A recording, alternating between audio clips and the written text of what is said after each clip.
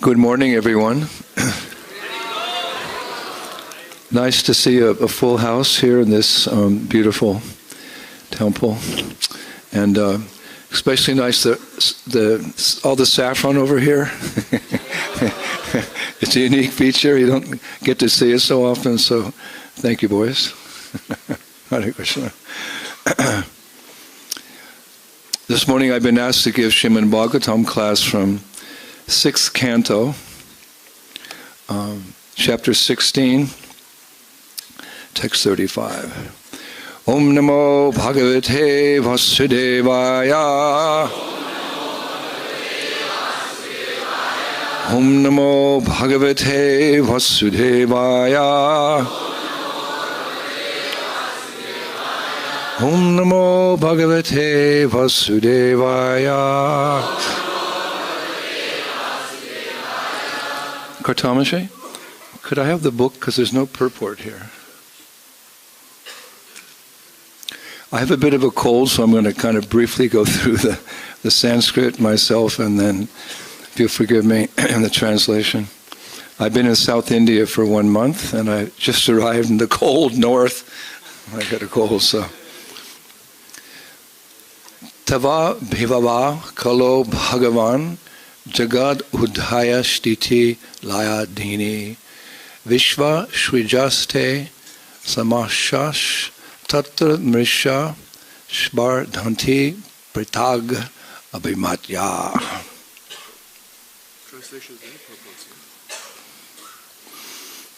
Translation and commentary by His Divine Grace, Srila A.C. Bhaktivedanta Swami Srila Prabhupada Ki. My dear Lord, this cosmic manifestation and its creation, maintenance and annihilation are all but your opulences. Since Lord Brahma and the other creators are nothing but small portions of a portion of you, their partial power to create does not make them God, Ishvara. Their consciousness of themselves as separate lords is therefore merely false prestige. It is not valid. Purport. I got the right one there. A devotee who has fully surrendered to the lotus feet of the Lord knows very well that the creative energy of the living entities, from Lord Brahma down to the small ant, exists because the living entities are part and parcel of the Lord. In Bhagavad Gita 15:7, the Lord says, Mama vaimsho jiva loke jiva bhuta shanatana. The living entities in this conditioned world are my eternal fragmental parts. The living entities are nothing but very small portions of the Supreme Spirit, like sparks of a fire. Because they are part of the Supreme, they have a creative quality in a very minute quantity. The so-called scientists of the modern materialistic world are proud because they have created modern facilities like great airplanes. But the credit for creating the airplane should go to the Supreme Personality of Godhead, not to the scientists who have invented or created the so-called wonderful products. The first consideration is the intelligence of the scientists. One must be elevated by the dictation of the Supreme Lord, who says in Bhagavad Gita, Matta Shmitir Gyanam Apohanam Cha. From me come remembrance, knowledge, and forgetfulness. Because the Supreme Lord as Supersoul sits within the core of every living entity's heart, the dictation by which one advances in scientific knowledge or creative faculties comes from Him. Furthermore, the ingredients to manufacture wonderful machines like airplanes are also supplied by the Lord, not by the scientists. Before the airplane was created, its ingredients already existed, having been caused by the Supreme Personality of Godhead. But when the manifested creation of the airplane is ruined, the remaining debris is a problem for the so-called creators. Another example is that the West is creating many automobiles. The ingredients for these cars are supplied, of course, by the Supreme Lord, and the intelligence for the so-called creation is also supplied by the Lord. Ultimately, when the cars are demolished, the so-called creators are faced with the problem of what to do with their ingredients. The actual creator, the original creator, is the Supreme Personality of Godhead. Only in the interim does someone create something with intelligence supplied by the Lord, and later the creation again becomes a problem. Therefore, the so-called creator is not to be credited with the act of creation. The only credit goes to the Supreme Personality of Godhead. It is rightly stated herein that the credit for all the opulences of creation, maintenance, and annihilation belongs to the Supreme Lord and not to the living entities. Translation again. My dear Lord, this cosmic manifestation and its creation, maintenance, and annihilation are all but your opulences. Since Lord Brahma and the other creators are nothing but small portions of a portion of you, their partial power to create does not make them God, Ishvara. Their consciousness of themselves as separate lords is therefore merely false prestige. It is not valid.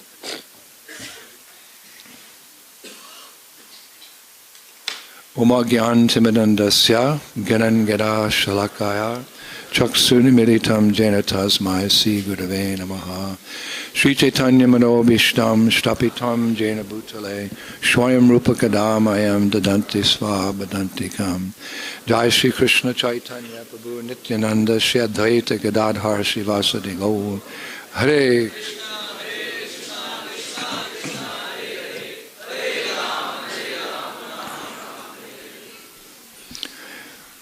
This is one of those scientific verses. And whenever I have to speak on such verses or hear someone speak on this scientific presentation, I always remember my dear godbrother Satiputta Prabhu. Unfortunately, I believe most of you never had the opportunity to meet him, but he left behind a veritable treasure of scientific data, transcendental scientific data, defeating the atheist, defeating the scientist, and going very deep into exploring the world around us, ultimately with the conclusion that there's a supreme creator. He was a genius, actually, a veritable genius, and he passed away, unfortunately, some years ago. I believe Srila Prabhupada had a service for him elsewhere, always, because our service to Guru and Gauranga is eternal. But we do miss him, and I did want to mention him here. If you have the opportunity to hear his lectures, they're online, and of course he's written many books. And Prabhupada was very proud of the Bhaktivedanta Institute, the BI, the scientific approach to Krishna consciousness. So he was very proud of Satiputta Prabhu. And Bhakti Swarup Damodar Goswami, we have our Druta Karma, we have our scientists, and they should be noted. And they should be praised because it's very important. Prabhupada came to the West to defeat voidism and impersonalism. That's his prana mantra. He wrote that prana mantra for himself because in the very beginning of the movement, devotees asked for a prana mantra. And that prana mantra was written by Prabhupada, and his mission was to come to the West and to begin by defeating voidism and impersonalism, no concept of a personality of Godhead. One of his foremost missions, and they were great leaders, and there still are great leaders in ISKCON representing this effort to destroy atheism, impersonalism, and voidism, and establish as the absolute reality that behind anything and everything is the Supreme Personality of Godhead.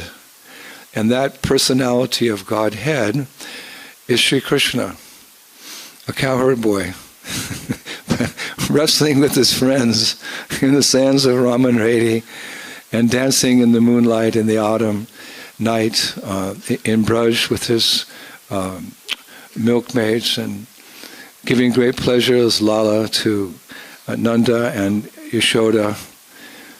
But he's behind it all. He doesn't directly participate within the functions of this material world, but he has his ministers, just like a Narendra Modi, our Prime Minister. He has his ministers in different departments of his rule here. So in the same way, the Lord is ever enjoying in the spiritual world, and the affairs of this world are carried on by the devatas. But ultimately, he's behind it all.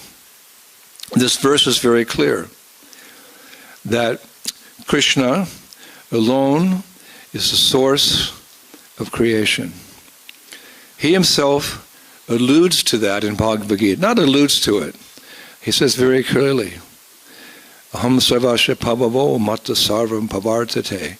I am the source of all that is material and all that is spiritual. And as far as creation, he actually uses the word creation in the Bhagavad Gita.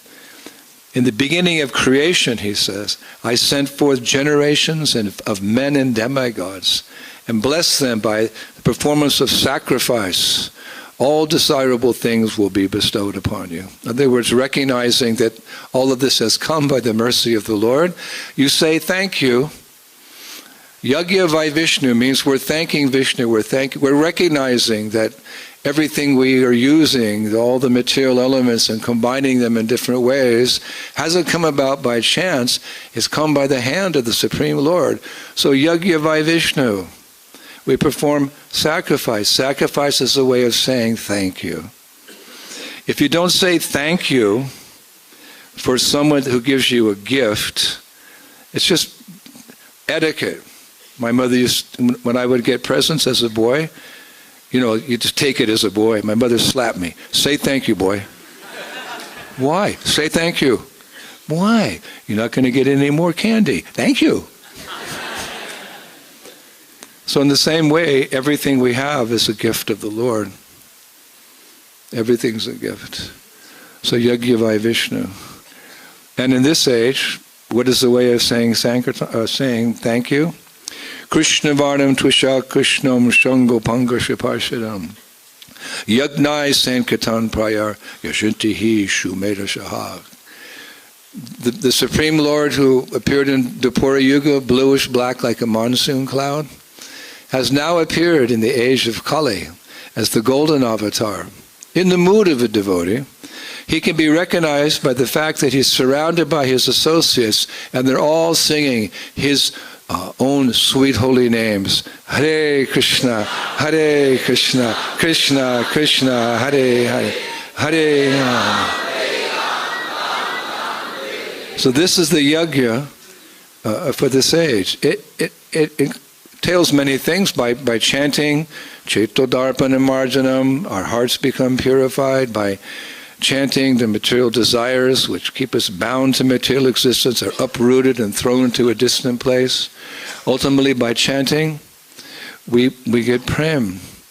We get love for the divine couple. But it's also a way of saying thank you. It's the yagi. It's the yuga dharma. Every age has a specific dharma according to time, place, and circumstance. And in Kali Yuga, there's a concession. Hare Krishna, Krishna Krishna, Hare Hare, Hare Rama. So this puts to rest this ever ongoing debate between atheists and theists as to the cause of this planet, as to the cause of this world, as to the cause of this universe. It all comes from that cowherd boy. One time, one of my god sisters, she said to Srila Prabhupada, at the very beginning of the movement, she said, Srila Prabhupada, you describe God, the Almighty, because in the West we conceive of God, Aishwarya Bhav, the Almighty, the Lord, which He is. You describe God as a little boy, and He's blue, and His eyes go to His ears, and His nose is like sesame flour, and His lips are, what is it called, Prabhupada? A bimba fruit red? And He has a eternal garland that never fades. Vaijayanti, 5 flowers, goes down to His ankles. And He's 5 and He plays the flute. And He wrestles with His friends in the sand. And He dances with girls at midnight. Srila Prabhupada, is it really all true? Is it really true? So Prabhupada, he just closed his eyes and then he opened them. He said, "My dear spiritual daughter, do you think I would ever cheat you?" She blushed and she said, No, Prabhupada. One who has faith in the spiritual master and the Vedic literatures, the full purport of all knowledge is revealed to that devotee. Guru Nishta. I asked Tamal Krishna Goswami one time, many, many years ago, I said, Goswami Maharaj, what's the most important quality to look for in a disciple? Because I was about to start initiating, so I was all new to it. What do I look for if a prospective candidate comes forward? What is the most important quality to look for in a prospective candidate? He immediately said, Guru Nishta. Faith in the spiritual master. Everything comes from that. When Prabhupada was going to America on the Jaladuta, and he came off the ship and he began his mission and it was successful, he said, my mission was successful. I had no material belongings, but my mission was successful because of 2 things. I had faith in the instructions of my spiritual master, and I had faith in the chanting of Hare Krishna, Krishna Krishna, Hare Hare. So this young girl was, she became a very I won't mention her name, she's a god sister, very elevated god sister, still preaching, and but in her infancy of her spiritual life. Is it true? God's blue? Like, why blue? Well, He's also green. Jai Sri Ram! Jai Sri Ram! Jai Sri Ram! Krishna's the master of all mystic powers. So, what to speak when the scientists hear that our explanation, the source of all that be, Ham Sarvasya Pavavo Mata Sarvam Pavar, said, hey, He's the source of all that's material, all that's spiritual. Well, who is He? Little boy plays the flute, sucks the breast of his mother for breakfast, and then, what? They find our explanation bewildering. I mean, it's understandable. We have the Shraddha, because we have Prabhupada. He's the source of our knowledge.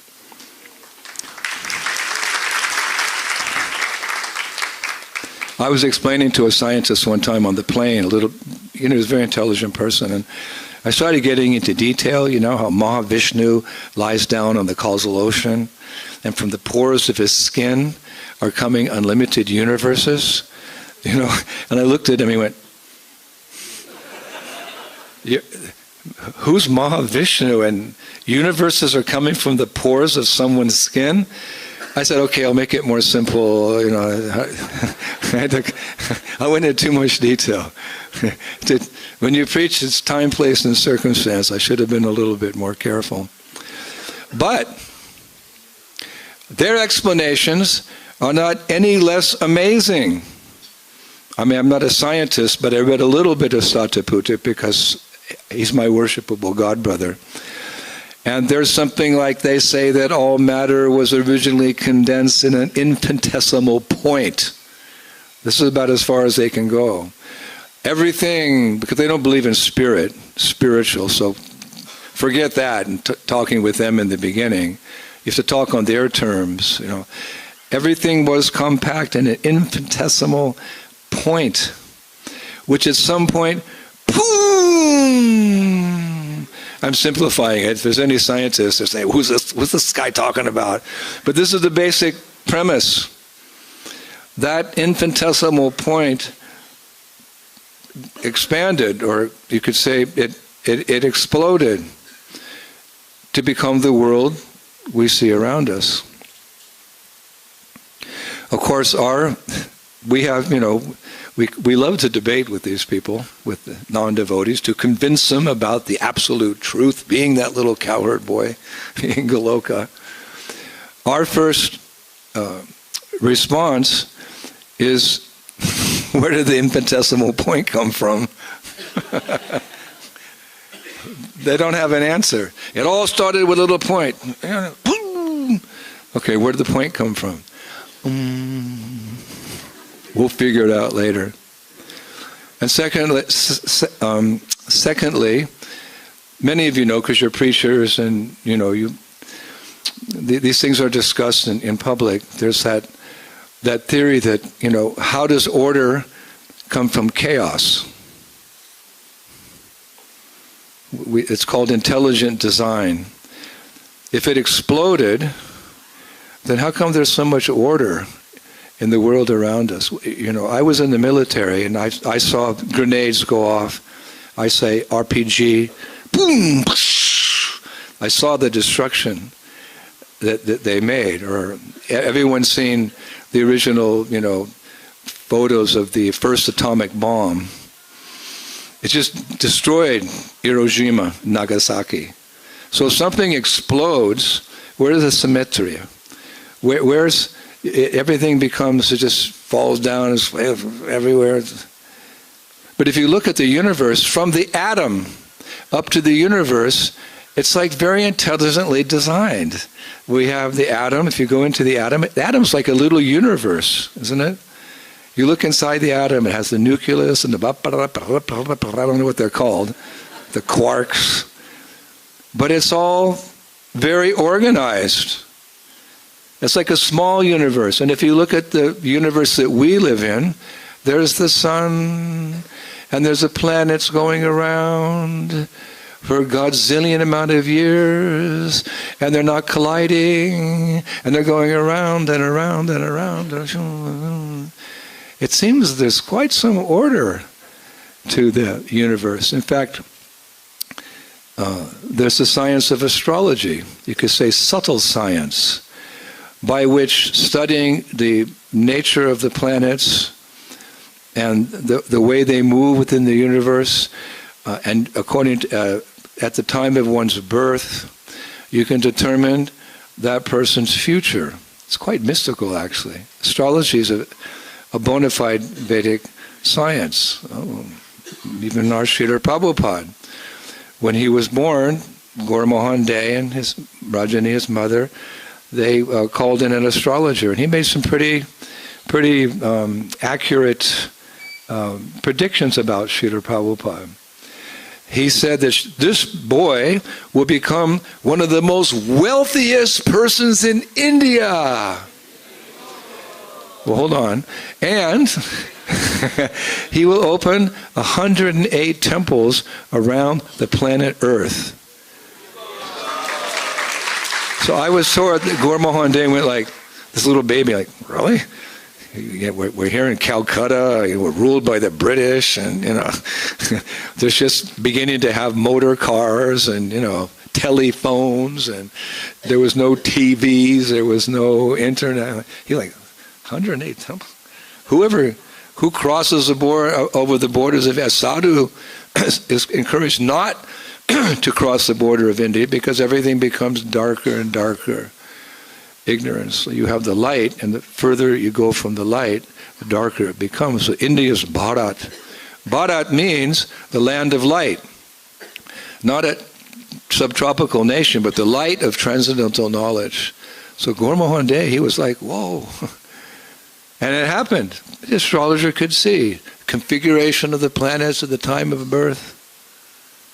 One time I heard Prabhupada say in Geneva This whole material creation is mystical. They try to break it down into hard, cold facts, mechanical facts. It happened like this. It's actually mystical. How it's all going on. So, yes, just this intelligent design. They have a hard time with that.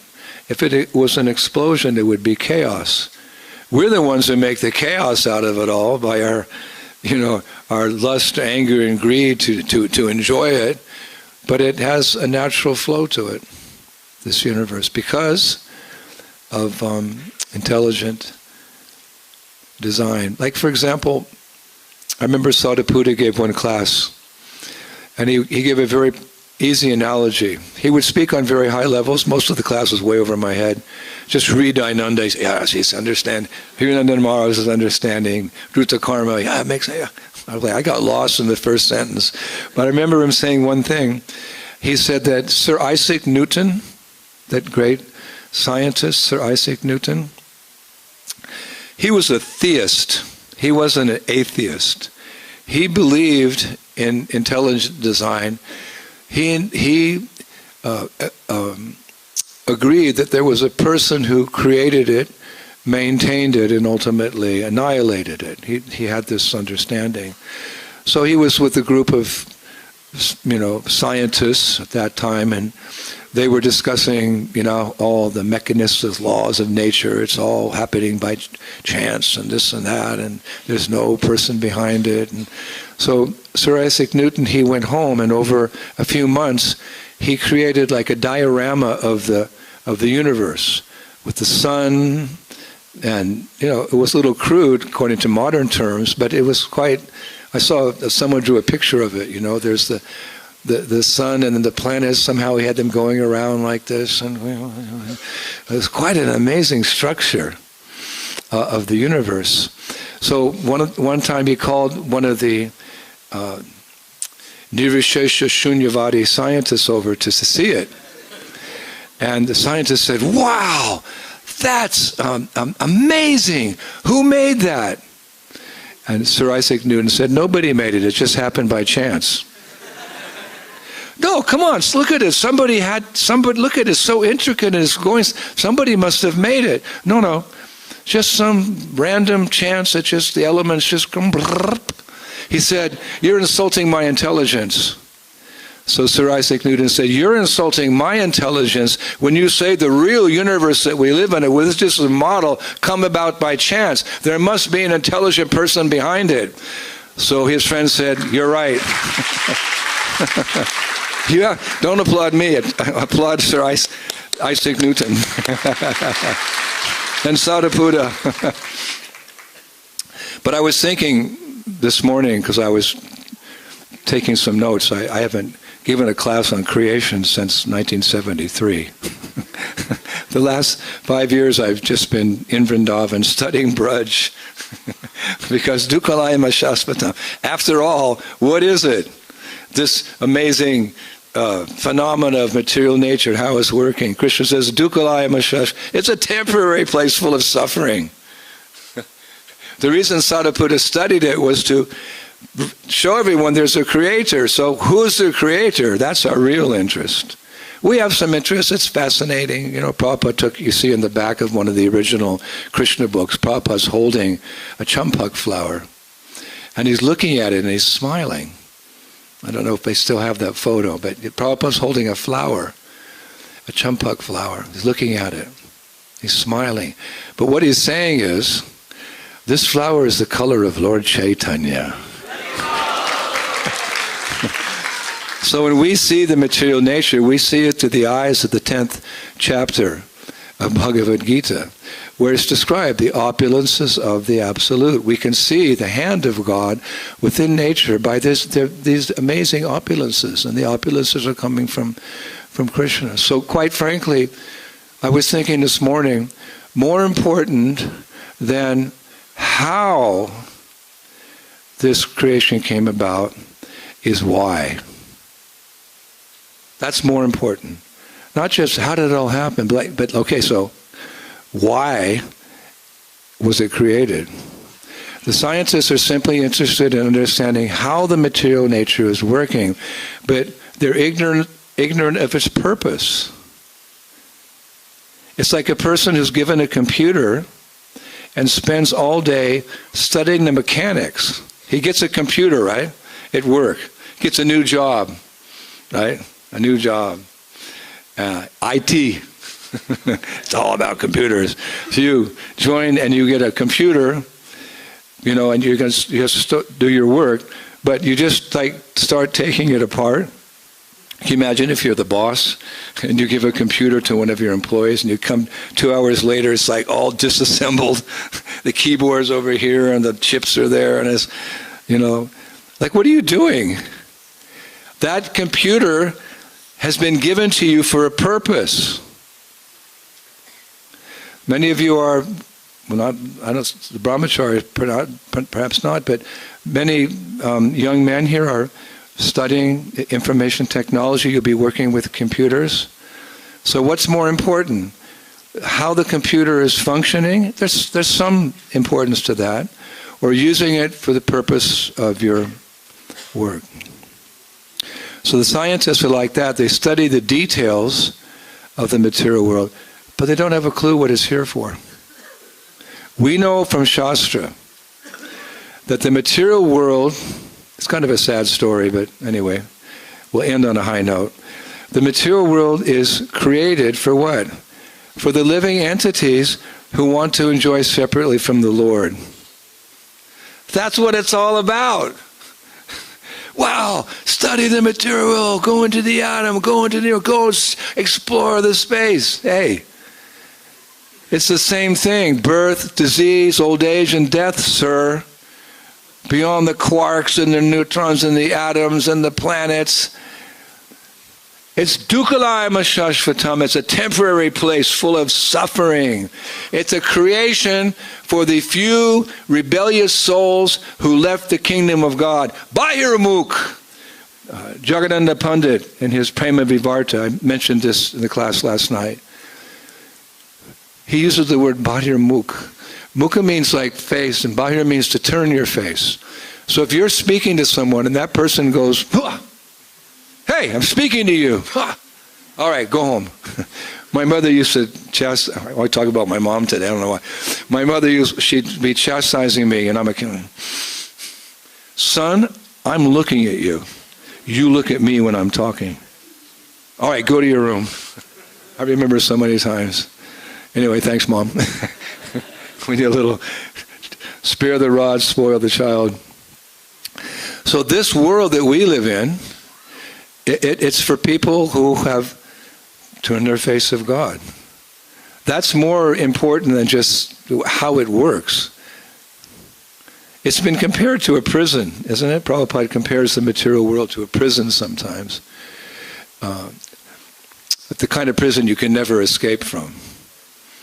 Like, you imagine the walls, so what are the walls which keep us bound to material existence? Birth, disease, old age, and death. Maximum security!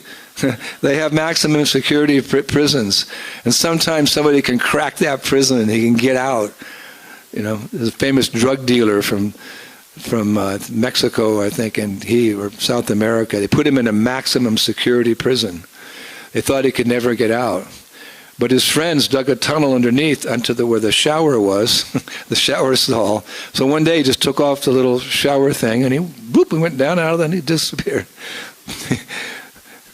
Maximum security. But this maximum security prison, you cannot get out without the prison warden letting you get out. And who's the prison warden? Durga Ma.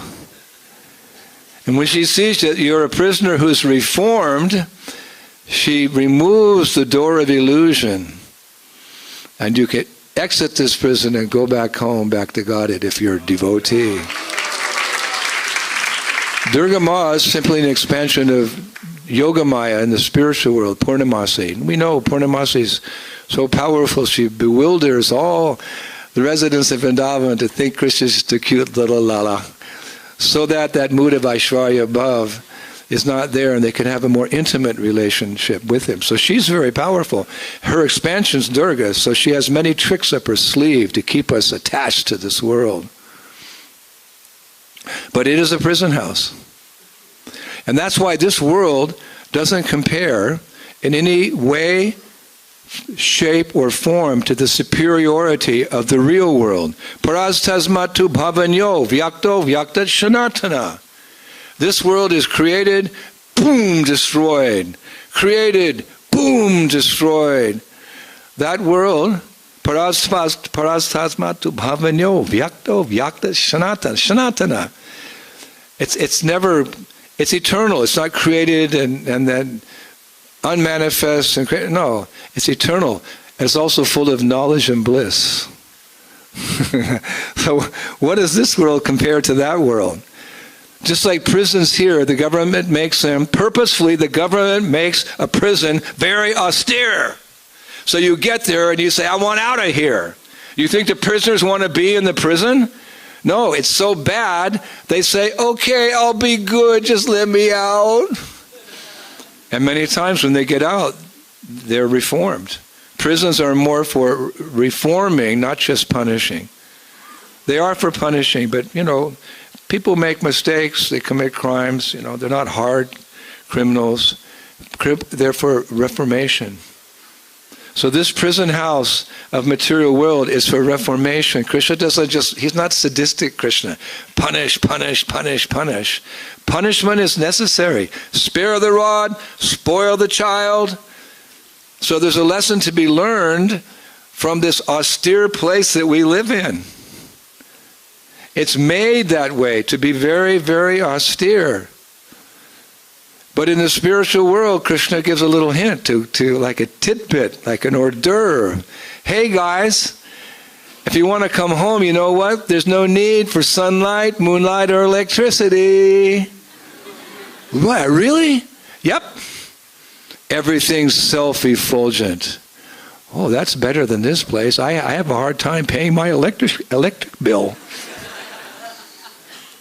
And I have to work so hard to get the basic necessities of life. Chintamani pakara saramasu kalpa viksha lakshar viteshu shudabir abhipalayantam. There's kalpa viksha trees in the spiritual world. It's called a desire tree. You go to Vrindavan and you go to a desire tree. You say, sir, I don't have enough items for my puja today. Can you give me some flowers? Can you give me apple, orange, banana? Usually the trees in this world, you get one fruit. The Kalpa-vriksha trees, they can give any fruit. And you can say, I lost the golden plate. Please give me a golden plate. It's not for me. It's not about me, Krishna. It's all about you. This is our philosophy in a nutshell. This is bhakti in modern terminology. It's not about me. It's all about you. And I know if you're happy, because I'm your part and parcel, I'll be happy. But don't worry about me, Krishna. Just be happy with this offering. This is bhakti. So the Kalpa-vriksha trees are not there to serve our material needs. They're there to serve our spiritual desires, which are unlimited. There's so many ways you can please Krishna. It'll all be revealed to you in due course of time. So many ways you can please your Ishtadev, your Lord, and the Kalpa-vriksha trees are there. The trees in this world, what are they? They're lusty fellows. If someone is too lusty, if one likes to show off their body, a male body or a female body, like people like to dress today, it's an extension of lusty desire. If you're very lusty, you have to show off your body. Prabhupada said, you're born as a tree. Hey, trees don't wear jeans or clothes. They're stark naked. Hi, everybody. There's a lot of stark naked people around you. So what's the big deal? But in the spiritual world, the trees are something extraordinary. In fact, that person who introduced Braj Bhakti, just a little bit, like again, the word hors d'oeuvre before the main meal was, before Chaitanya Mahaprabhu came to introduce the highest understanding of love of God, the love of the Brajabasis for Krishna, Madhavinda Puri appeared a little bit before him and started preaching the philosophy of Braj Bhakti. beyond Aishvarya Bhav. Sir, yes, sir. Beyond the official kingdom of God, Vaikuntha, is that planet, Goloka, the planet of cows, where Krishna enjoys loving relationships with his pure devotees. That concept was introduced by Madhavinda Puri. The conjugal love, it's a deep subject matter, but Madhurya Bhav, he discussed like that. But who is Madhavinda Puri? Madhavinda Puri is described in our Shastras as a Kalpaviksha tree at Nidhivan. Nidhivan is one of the places where Radha and Krishna have their loving pastimes. So he's a witness. He's standing there as a spiritual, divine, fully realized, pure devotee of the Lord in the form of a tree, because the variety is the spice of life. That's absolutely true in the spiritual world. There's cows, there's trees, there's butterflies. They're all great saints, because Krishna likes different loving relationships. Like you have mom and dad, brother, sister, uncle, aunt, grandfather, friends. That all makes up your love life, so-called love life in this world. So the spiritual world is variety of living entity. And one of them is a tree. Madhavinda Puri, that great saint, he's a tree in Nidhivan, witnessing the activities of Radha and Krishna. So you compare that to the material world, it's a prison house. You go to a prison, I've been in a prison many times. Don't misunderstand me, not because I did, because I was a devotee distributing books on the streets of Paris and Frankfurt and London. And I was arrested so many times. I've got a long list. See, if I get a traffic stop in America, they call me out of the car, they put me in the, I go a little, the speed limit is 65, I'm going 70. They pull me over. Sir, can I see your driver's license? Yes, sir. What did I do? You were going too fast. I'm really sorry, officer. He says, okay, let me check your license. He comes back, get in the police car. We have to have a talk here. I got this long list of arrests in France and Germany. And I was in jail for 1 month in Spain for doing a Namahata program. This was during the time of Franco, the dictatorship. The police bust in, they beat us up, they took us to the jail, they ripped up our passports, took all our clothes except our Brahman underwear. There were 10 of us in a cell made for 3 people. 1 month, we could bathe once a week, toilet once a day. If we chanted too loud, they'd throw hot water on us. It was ecstasy. We had some really good Bhagavatam classes, long Bhagavatam classes. They lasted 10 hours, more than Radhanath Swami. You can be happy anywhere if you're chanting Hare Krishna, Krishna Krishna. So I've got a long record. The police always say, you were arrested in Paris 16 times? Are you a criminal? I said, my only crime is love of God, sir. In a world where people are trying to forget God, I have to go the whole thing, and I end up selling a Bhagavad Gita to the policeman before I can go back in my car. So, yeah, just look at this world. It has its beautiful things as well. But it's austere, it's limited, there's constrictions. It can't be a place of enjoyment. Actually, there's no question of enjoying anywhere within these 14 worlds separate from Krishna. Krishna lets us try. He'll give us, a short sentence in the material world. All right, go.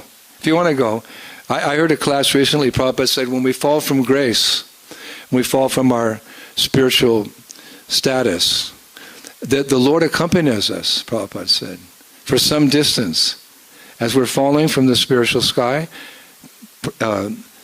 Krishna accompanies us, Prabhupada, and he's trying to convince us, don't go to the material world. Now I'm going. Prabhupada said, Krishna said, don't go, please stay with me in Braj. I'm going. Please don't go. I'm going. Delhi.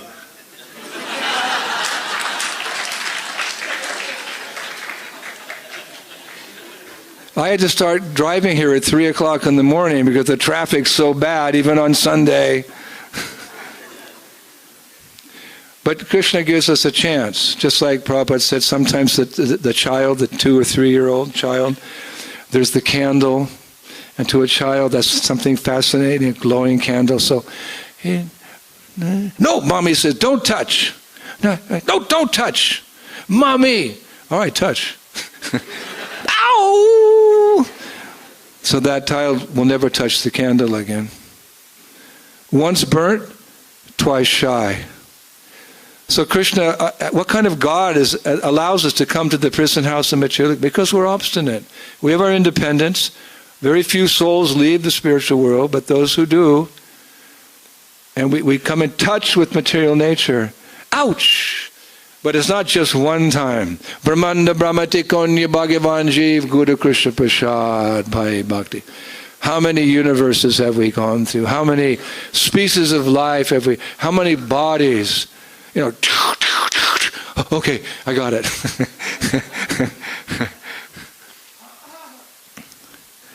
Just like, we want to imitate Krishna. Like there's that classic line, big fish, little fish. We used to do a play like that in the 70s, the Sunday feast, I want to be the big fish.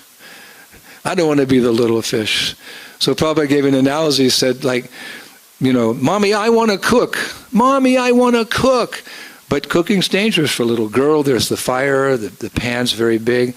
So Mommy says, okay, go outside and make a mud pie.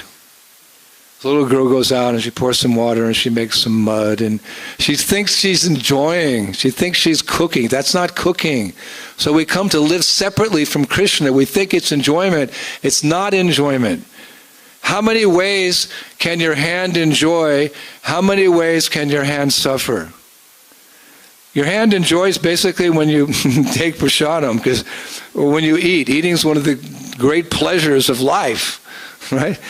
But okay, but how many ways can your hand suffer? You can bang your hand, you can burn your hand, they can pull out your fingernails, you can get hit by a lightning, they can take your skin, you can get it. There's so many ways the hand can enjoy, but very few ways the hand can there are many ways the hand can suffer, but very few ways the hand can enjoy. It's the same with everything in life. Struggle for existence, the human race. The only hope is divine grace. That's in a nutshell. Elegance is truth spoken concisely, not a long-winded lecture. This is a long-winded lecture. Not a long-winded lecture. Just come to the point. Elegance is truth spoken concisely. Kaviraj Goswami, Chaitanya Charitamrita. Struggle for existence. Prabhupada wrote in his Vyasa Puja poem to Bhaktisiddhanta Saraswati Thakur. Struggle for existence, the human race. Does he mention any happiness? The only happiness we get is a momentary relief from our pain. Bang, bang, bang, bang. Oh, my hand's happy now. What's the happiness? The happiness is a momentary relief from all the anxiety. How do they do it? They take intoxication. They take drugs. They engage in some karmic activity, some temporary relief. But the result of that, the next morning they wake up with a bigger headache than they had. The only natural way to be happy is to connect to the reservoir of all pleasure. Shri Krishna, who's very kindly present, Nama Chintamani Krishna's Chaitanya Rasa Vigraha, in the sound of his name, Hare Krishna, Hare Krishna. Krishna, Krishna, Hare Hare, Hare Ram, Ram, Hare. So the suffering, okay, but it's Krishna. But what's the result? O best of the Bharatas, 4 kinds of pious men begin to render devotional service unto me. The distressed, the desire of wealth, the inquisitive, and he who is looking for knowledge. That's such an important verse. That's our birth. Human life is not determined by when you come out of the womb. Human life is determined when you begin to question, who am I? Where have I come from? What happens at death? Does God exist? Because you've got this buddhi, this intelligence. God has given you this intelligence for that purpose. Yes, to to live in this world in a sensible way. You can use your intelligence, have career, work, family, etc. But ultimately, it's for this purpose. Like, what am I doing in this prison house? Is there an alternative? So if you start that, if you inquired yesterday, according to Guru, Shastra, and Sadhu, you're 1 day old. Human life begins at that moment we start questioning. So that's a very important verse. 4 kinds of persons begin to render service to the Lord. And Prabhupada said, out of those 4, most people come to Krishna out of distress because of the material energy. Durga Ma. Another name of Durga is Rudrani. It means she who makes you cry forever. They worship, we have Durga Puja. You're worshiping she who makes you cry forever. But why cry? So you wake up. Is it all suffering, or is there something else? That's the purpose of the material creation. Go tell that to the scientists. The purpose of the material creation is to make you one day look to the sky like Rupa Goswami in his Padyavali. My dear Lord, I'm drowning in this fathomless whirlpool of material existence. Oh, you who give shelter to the shelterless, please, just this one time, Krishna, won't you extend your hand to save me? That's the purpose of this material world, to revive our Krishna consciousness. And it happens. Sometimes even to the atheists, it's very quick. I remember when I was a young boy, the Russians put up a Sputnik. Remember? Sputnik, they call, that's an old satellite. A Sputnik was going around the earth. And they asked the astronaut from, down in, I think it was Omsk or St. Petersburg, they had the scientists. And they said, Comrade, you're in outer space. Do you see God? That's taking advantage of the moment. You're in outer space. Do you see God? He sent a message back to Earth. Comrades, there's no God out here. And all of a sudden, the Sputnik started to fail. Something went wrong. And this is history. It started plummeting to the earth. And the last words of that Russian cosmonaut were, "Oh my God!"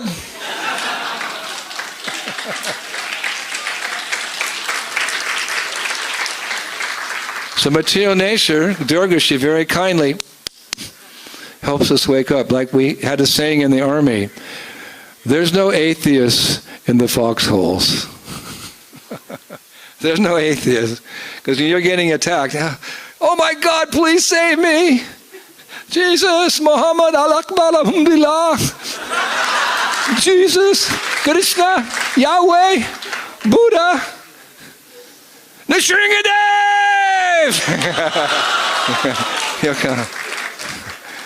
But it doesn't mean that God's, through his agency of Durga, is unkind. It's the purpose of the creation. So little punishment is required to come to our senses. And through it all, during this whole sojourn through material existence, we're not alone. Krishna comes once in a day of Brahma to remind us. He comes here. He comes to this nasty place. Chanakya Pandit says, don't go to a place where there's not a pious king, a flowing river, a good doctor, or don't go to a place where people are inimical towards you. Just don't go. If there's not a good doctor in the land, if you get sick, if there's no water, Brahman needs water, if there's not a pious king, Chanakya Pandit says, don't go there. And especially don't go to a place where people hate you. And what is this world? This is a world where people come to forget Krishna, but still he comes. He's so kind. And they attack him when he comes. Putana, Trinivarta, Agasura, Shishupal. He has to tolerate all that. Krishna comes. He's so kind. Well, someone can say, he's not here now. He came 5,000 years ago. But yes, we have an open secret. We're making it public now. Krishna Varnan Twisha Krishnam Shangopanga Parshadam Yagnai Sankatan Prayar Yashanti Hishu Medashaha. I used that verse in the beginning. Prabhupada said, if you learn a verse and quote it 7 times, it's yours. That was my 7th time. I memorized it last week. Well, a little longer. But that verse is very important. It talks about we have the Das avatars in India, the Das avatars, yes. Ite Chamsa Kalo Pumsha Krishnashtu Bhagavan Swayam. But Prabhupada said when an instruction is given, or many instructions are given, the last instructions, the most relevant. So all Krishna has come through the eons of time, in various incarnations, so kind to remind his black sheep, his lost children, as to who they are and what is the purpose of life and how to come home. Satya Yuga, Treta Yuga, Dwapara Yuga. He comes again and again and again and again and again and again. But he's Sri Yuga avatar. He just comes in 3 ages. It doesn't mention Kali Yuga because Kali Yuga is so bad, no one's going to listen to him. So he tricks us. He doesn't come as God. He comes as a devotee. And he's so amazing, we want to follow him. And suddenly he reveals he's not Nimai Pandit in the house of Srivas Thakur. He's the Supreme Personality of Godhead, and he's come to give us the means to go home. Hare Krishna, Krishna Krishna, Hare Hare, Hare. And that's our saving grace. That is how we get out of the prison of Mitra. Not an elaborate plan, just like you're trying to make an elaborate plan to get out of a prison. He's so kind to the people of Kali Yuga. He makes it so simple. How to get out of the prison house. Just chant these 3 words, Hare Krishna and Ram. Just chant them. And follow some regulative principles. Become civilized. Bhaktisiddhanta Saraswati Thakur said one time in an initiation in 1934, it was in the Harmonist, I see no reason why all my disciples cannot go back to Godhead in one lifetime if they take this chanting of Hare Krishna seriously. And Srila Rupa Goswami has a beautiful prayer in Padyavali. Dinabandhu riti namate smaran Yadavendra petitoham utsahe bhakta vatsalaya tvaye shrute mamakam hridayam ashu kampate. O Lord Yadavendra, I am fallen. But when I remember your name, Dinabandhu, the friend of the fallen, I become encouraged. And when I hear that you love your devotees, my heart trembles. Let's recite that one more. It's so nice. O Lord Yadavendra, I am fallen. When I remember your name, Dinabandhu, the friend of the fallen, I become encouraged. And when I hear that you love your devotees, my heart trembles. So it's not difficult. Let's not make it difficult for Krishna to deliver us. We've come to this process. Let's not deviate. Let's not submit to our material desires. Let's not speculate. Make it easy for the Lord to deliver us. Don't fight it. When I was young, I was trained as a lifeguard. I lived in California. And I would spend some of my summers as a young man on the beach as a lifeguard. It was good money, you get a good tan. But sometimes you had to save people. Literally, people who were literally drowning. And they taught us in the lifeguard schooling that it's kind of dangerous because when someone's drowning, they're panicking. And if you come up to them directly, they'll jump on you and they'll move so much they may drown you too. There's cases where lifeguards are drowned because the people are so panicking. So what you do is a person's drowning, we learn this technique, you swim around them. You go to the back of them and you grab them from the back, or like this, and you pull them like this backwards. Their head's there, their body is there. So you put your arm over them, under their arm, and then you do a side kick and you bring them back to the shore. So I was thinking that of analogy because spiritual masters, he's here to deliver us. He's Krishna's representative. And if we're not strict in our devotional lives, if we're not following the principles, if we're not chanting our rounds, if we're not studying scripture, if we're not associating with wonderful, beautiful devotees, if we're not serving the Sankirtan mission of Chaitanya Mahaprabhu, that's the essence, to share our good fortune with others, then all these things together, it makes it difficult for the spiritual master to deliver us. So he wants to deliver us. Prabhupada wanted us to preach Krishna consciousness in every corner of the world, but he wanted each and every one of us to become a pure devotee as well. One time, one of my godbrothers said to Prabhupada, Srila Prabhupada, I want to distribute your books life after life. Now that's the proper sentiment of a disciple, to give his life or his lives to a spiritual master. But Prabhupada said something very interesting. He said, no. He said, I've come here to deliver you. I want to take you back to Godhead. Kali Yuga is going to get worse and worse and worse. Finish up your business in this lifetime and go back home, back to Godhead. So in my mind, very often, one of my heroes is Narottam Das Thakur. Narottam, Srinivas, and Shaimananda. They were the original second generation. We're proud of our second generation in ISKCON. They were the real second generation. After Mahaprabhu and Panchatattva left, they took up the mantle. And you can read, my god sister Sitala Dasi, she's written a beautiful book on Narottam Das Thakur. You have to get it. She spent years researching. It's such a wonderful book. I've read it 3 times, Sitala. She's the wife of Harishori Prabhu. They live in Mayapur. So Narottam Das Thakur, he went through so much difficulty in spreading the holy name, but when you read his poetry, you can see he's a deep devotee. He's a rasik bhakta. He's a lover of Radhe Shyam. So for me, he's like one of my heroes. He's a powerful preacher, but he took the time to go. Of course, he's a liberated soul, but I'm saying that he was also cultivating his inner spirit and coming closer to Braj, coming closer to Vrindavan, coming closer to the service of Radha and Krishna. So we have to balance our lives in these ways. We have our sadhana and our preaching to balance them so that we become mature devotees and please Prabhupada by going back home, back to Godhead. So we should set time aside every day and chant Hare Krishna, Krishna Krishna, Hare Hare, Hare Rama, Hare. To get that ultimate goal, prem bhakti. Prabhupada gave a little indication one time. Disciples said, Srila Prabhupada, what is the meaning of the Maha Mantra? It was like, Prabhupada was asked that question 1,000,000 times.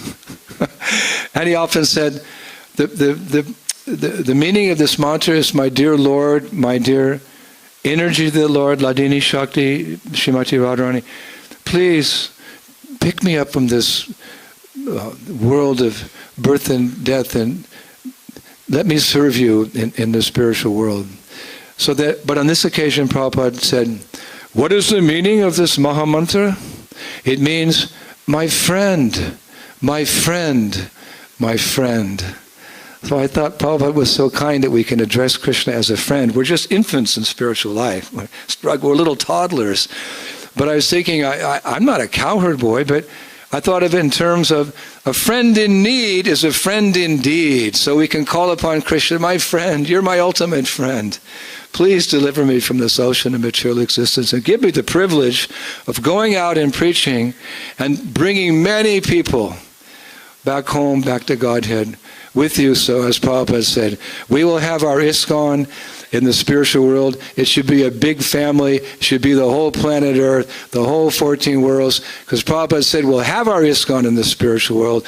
And he told Dhananjaya, my godbrother, he just told me recently, Prabhupada said, when we get back to the spiritual world, we'll all recognize each other.